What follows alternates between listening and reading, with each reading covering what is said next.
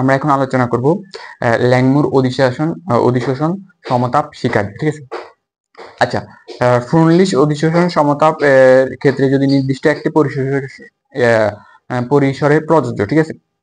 এখন ফ্রুনলিশ প্রত্যেকটা জিনিসের ক্ষেত্রে সব ক্ষেত্রে সফল হয় না, কিছু কিছু ক্ষেত্রে ব্যর্থ হয়েছে। এই কারণে বিজ্ঞানী ল্যাংমুর 1916 অর্থাৎ 1916 সালে অধিশোষণ সমতাপ রেখাগুলো ল্যাংমুর অধিশোষণ সমতাপ রেখা নামে ব্যাখ্যা দেন আর কি, ঠিক আছে।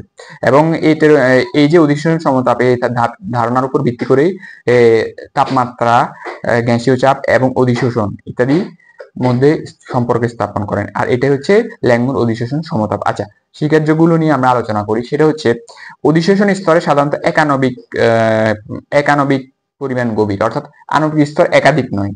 ল্যাংমুরের ক্ষেত্রে আণবিক স্তর মাত্র একটি, ঠিক আছে, একানবিক স্তর। এরপর হচ্ছে অধিশোষণের পৃষ্ঠতল সমতল সমসত্ব এবং প্রত্যেকটি অধিশোষণের স্থান বলক্ষেত্র বিশিষ্ট, ঠিক আছে। অর্থাৎ অধিশোষণ পৃষ্ঠতলগুলো সমসত্ব হইতে হবে, মানে একই সত্ত্বের ইয়ে হইতে হবে, ঠিক আছে, মানে একই প্রকারের অবস্থান থাকতে হবে, যেটা সমসত্ব, ঠিক আছে, এবং সমতল প্লেন হইতে হবে, ঠিক আছে, অধিশোষণ পৃষ্ঠতল। এটা হচ্ছে ল্যাংমুর পরিশোষণের স্বীকার্য। এরপর হচ্ছে কঠিন পৃষ্ঠতল একটি নির্দিষ্ট সংখ্যক অধিশোষণ এর জন্য রয়েছে, প্রতিটি অধিশোষণের স্থান একটি মাত্র অণুর স্থান পায়। অর্থাৎ কঠিন পরিশোষণের ক্ষেত্রে নির্দিষ্ট সংখ্যক অধিশোষিত স্থান রয়েছে, অর্থাৎ এটা নির্দিষ্ট স্থানে কঠিনের ক্ষেত্রে প্রযোজ্য, অর্থাৎ নির্দিষ্ট স্থানে কঠিন সমূহ পরিশোষিত হয়, ঠিক আছে।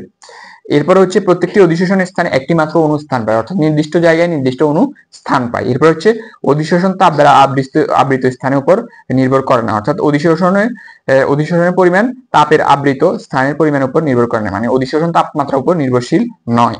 এরপর হচ্ছে সকল অধিশোষণ অণুর ধর্মাবলী অধিশোষণ পূর্বাপরে অপরিবর্তিত থাকে। এক্ষেত্রে অধিশোষণের পূর্বে ধর্মাবলী আর পরের ধর্মাবলী অপরিবর্তিত, ঠিক আছে।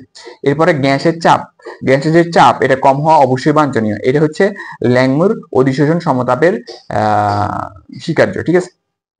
তাহলে আমরা কোর কথাগুলো বুঝতে পারলাম যে ল্যাংমুর অধিশোষণের ক্ষেত্রে একানবিক স্তর হতে হবে, ল্যাংমুর অধিশোষণের ক্ষেত্রে সমসত্ব ও সমতল, কোর যে পয়েন্টগুলো সমতল এবং সমসত্ব হতে হবে। এরপর একটি স্থানে কঠিন পদার্থের ক্ষেত্রে হইতে হবে। এরপর হচ্ছে অধিশোষণ সমতাপ পরিমাণের উপর স্থানের পরিমাণের উপর নির্ভর করে না, তাপ আবৃত স্থানের পরিমাপের উপর নির্ভর করে না, অর্থাৎ তাপমাত্রার উপর নির্ভর করে না, এবং অধিশোষণ ধর্মাবলী অধিশোষণ পূর্বে এবং পরবর্তীতে একই থাকে, ঠিক আছে। এরপর হচ্ছে গ্যাসীয় চাপ অবশ্যই কম হওয়া বাঞ্ছনীয়, মানে গ্যাসীয় চাপ কম হইতে হবে ল্যাংমুর অধিশোষণের ক্ষেত্রে।